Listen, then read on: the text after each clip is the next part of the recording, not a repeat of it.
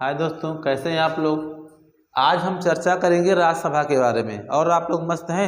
कुछ वीडियो मैंने डाल नहीं पाया था, टाइम नहीं मिल पा रहा था मुझे, तो कुछ प्रॉब्लम हो गई थी। तो आज हम लोग पढ़ेंगे राज्यसभा के बारे में। बेटा, राज्यसभा गठन कैसे होता है। बहुत लोग जानते हैं, पढ़ाएं राज्यसभा राज्यसभा राज्यसभा बोल रहे हैं। तो राज्यसभा के बारे में आज चर्चा होगी हमारे यहाँ कि राज्यसभा का गठन कैसे होता है और राज्यसभा में कौन कौन लोग भाग लेते हैं और उसकी योग्यताएं क्या होती है। क्योंकि हर कंपटीशन में वनडे लेवल में, चाहे आप सीटेट का एग्जाम देंगे, चाहे सुपरटेट का देंगे, चाहे टेट का देंगे, चाहे लेखपाल का देंगे, तो सब में क्वेश्चन जीएस का आता है। और जीएस के क्वेश्चन में संविधान का बहुत बड़ा भाग होता है बच्चा। संविधान का बहुत बड़ा भाग होता है बताने में और पढ़ाने में, क्योंकि हम लोग संविधान से भी क्वेश्चन आते हैं। तो हम लोग आज संविधान के बारे में क्वेश्चन करेंगे। तो आज राज्यसभा के बारे में पढ़ेंगे कि राज्यसभा क्या होता है। ठीक है, क्योंकि हमारे पूरे भारत में वर्तमान में कितने राज्य हैं बेटा, 28 राज्य हैं। ठीक है, और कितने केंद्र शासित प्रदेश हैं, तो हमारे 8 हैं। अच्छा, पहले कितने हमारे यहाँ थे, सबको पता है सर, 29 थे। केंद्र शासित 7 थे। हमारा जम्मू कश्मीर का मैटर वो जब खत्म हो गया 300 में, बहुत अच्छा। तो ठीक है, आज हम जानेंगे कि राज्यसभा है क्या, राज्यसभा गठन कैसे हुआ है और राज्यसभा की योग्यताएं क्या क्या होनी चाहिए। क्योंकि राज्यसभा की योग्यताएं जानेंगे, उसके बारे में कैसे उसका चुनाव होता है, निर्वाचन आयोग कैसे चुनाव करवाता है, और कितनी वर्ष की आयु पूरा करने पर राज्यसभा सदस्य बना जा सकता है। तो ये चर्चा आज हम लोग करेंगे और आप लोग अच्छे देखिए वीडियो। चलो शुरुआत करते हैं। राज्य का एक राज्यसभा होता है। ठीक है, जितने भी राज्य हैं बेटा, सबका एक राज्यसभा होगा। ठीक है, इसका गठन बहुत बार पूछता है कि राज्यसभा का गठन कब हुआ था। तो 3 अप्रैल 1952 को राज्यसभा का गठन हुआ है। ठीक है, और क्वेश्चन बनता है, ये बताओ राज्यसभा उच्च सदन है कि निम्न सदन है।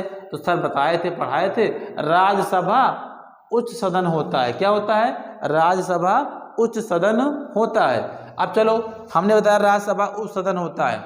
अच्छा, ये भी क्वेश्चन आता है कि सर राज्यसभा अस्थाई है कि अस्थाई है। क्वेश्चन बहुत होता है कि राज्यसभा अस्थाई है कि अस्थाई है। तो हम आप लोग क्या बोलोगे कि राज्यसभा अस्थाई है। ठीक है, अच्छा, राज्यसभा जो सदन बनते हैं वो अस्थाई होते हैं, ये तो हम जान गए। एक क्वेश्चन आज बनकर राज्यसभा गठन कब हुआ था, तो 3 अप्रैल 1952 को हुआ था, ये भी आप लोग जान गए। आज चलो, ये भी क्वेश्चन बनता है, राज्यसभा का जो राज्य की प्रतिनिधि करता है, तो अलग अलग राज्य के लोग मिलकर करते हैं। तो हमारे क्या, यह राज्यों की प्रतिनिधि करता है। जितने राज्य, जैसे हम यूपी से रहने वाले हैं, उत्तर प्रदेश के, तो हम भी, हमारा जब कैबिनेट बिक्री होगा राज्यसभा का, तो हम भी जाएंगे अपने राज्यसभा बन के। ठीक है, उसके बाद होती है क्या, इसकी योग्यताएं। इसकी योग्यताएं कैसे नापेंगे, इसका एक्ट होता है, हम लोग अनुच्छेद पढ़ते से एक्ट होता है। एक्ट 84 में इसकी योग्यताओं का वर्णन किया गया है। ठीक है, इसकी योग्यताओं के बारे में बताया गया है कि राज्यसभा की योग्यताएं क्या क्या होती हैं और इसके बारे में विचार किया जाता है बेटा। तो हम लोग क्या समझेंगे, इसकी योग्यताएं क्या का। प्रथम सबसे मोस्ट बात, अगर राज्यसभा सदस्य बनना है तो भारत का नागरिक होना चाहिए, नंबर 1। ठीक है, भारत का नागरिक होना चाहिए। और बहुत बार क्वेश्चन पूछता है, उसकी आयु उम्र कितनी, 30 वर्ष पूरी कर चुका हो। 30 वर्ष हो जाएगा तभी चुनाव लड़ सकता है। 28 में नहीं लड़ेगा, 29 में नहीं लड़ेगा, 25 में नहीं लड़ेगा। अगर 30 वर्ष में 1 दिन कम है तब भी चुनाव वो नहीं लड़ सकता, राज्यसभा सभापति नहीं बन सकता है। ठीक है बेटा, उसके बाद और आता है, जैसे हम लोग राष्ट्रपति के बारे में पढ़े थे, पागल दिवालिया ना हो, इनके बारे में भी हो रहा, पागल और दिवालिया ना हो। अच्छा, तो बताओ बेटा, पागल तो सब लोग समझते हैं, चलो मेंटली दिमाग हो गया, पागल हो गया है। लेकिन दिवालिया क्या होता है, दिवालिया जानो आप लोग। दिवालिया मीन्स होता है कि आपके पास खेत बहुत ज़्यादा है, ज़मीन बहुत ज़्यादा है। ठीक है, और आपके पास मकान बहुत ज़्यादा है, और आपने सारे मकान पे कर्ज ले लिया, लोन ले लिया है, और सारा आपका लोन जो कर्ज लिया आप जमा नहीं कर पाए हैं, तो बैंक वाले आपको कुड़की कर दिया, आपका मकान कब्जा कर लिया, ख़त्म कर दिया, कुछ भी नहीं बचा आपके पास, तो उसको कहते हैं दिवालिया। बहुत लोग सब कहते हैं दिवालिया क्या होता है। तो दिवालिया आपके पास 1 रुपये ना हो और आप कंगाल हो चुके हो, आपके पास कोई जमीन जायदाद ना हो, सब आपका खत्म हो गया, उसको कहते हैं दिवालिया ना हो। और किसी लाभ के पद पे ना हो। क्वेश्चन होता, सर क्या मैं विधायक हूँ, राज्यसभा के लिए चुना, नहीं, मंत्री हूँ, नहीं, सांसद हूँ, नहीं। इसमें राज्यसभा सदस्य बनने के लिए किसी लाभ के पद पर ना हो। ये हो गया क्वेश्चन तुम्हारा। पूछता है सर इसकी सीटें कितनी होती है, तो 238 सीटें इसकी होती है केंद्र शासित राज्यों में। ठीक है, 238। 12 सीटें क्या होती हैं? 12 सीटें राष्ट्रपति इसको मनोनीत करता है, ठीक है। राष्ट्रपति द्वारा मनोनीत किए जाते हैं 12 सदस्य लोग बना। क्या केस में? कोई कला के क्षेत्र में कोई बहुत अच्छा आर्टिस्ट है, कलाकार है, ठीक है। कोई साहित्य के क्षेत्र में, कोई हिंदी साहित्य के बहुत बड़ा रचयिता है, ज्ञाता है, उसको पुरस्कार मिल रहा है तो उसको मनोनीत करते हैं। विज्ञान के क्षेत्र में, सेवा के क्षेत्र में, समाज के क्षेत्र में, अर्थशास्त्र के क्षेत्र में, ठीक है। समाज हमारा क्या हो? सोशल वर्क होगा, सामाजिक सेवा करना, समाज को लेकर एक साथ चलना, ठीक है, ठीक है। विज्ञान के क्षेत्र में कोई नया नया आविष्कार कोई किया है विज्ञान, उसको इसमें शामिल किया जाता है, ठीक है। अर्थशास्त्र में, इकोनॉमिक्स में कोई प्रॉब्लम होती है या कंट्री में जीडीपी वगैरह में कोई अच्छा अर्थशास्त्री हो गया है तो उसको भी इसका पुरस्कार मिलता है। कौन देता है? क्वेश्चन आता है राज्यसभा में जो 12 लोगों को मनोनीत करता है, कौन करता है? तो बेटा 12 लोगों तो मनोनीत करने वाला कौन होता है? राष्ट्रपति होता है। तुम्हारे यहाँ से क्वेश्चन बन गया।